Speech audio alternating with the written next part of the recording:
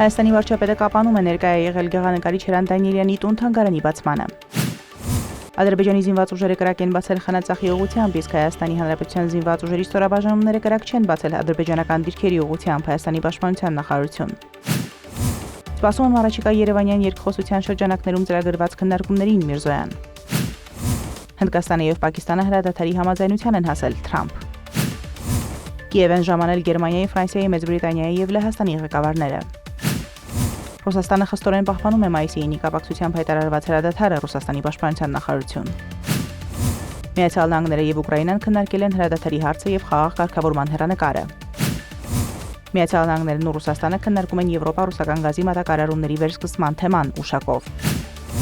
Ժնևում սկսվել են Չինաստանի եւ Միացյալ Նահանգների բանակցությունները առևտրատնտեսական հարցերի շուրջ։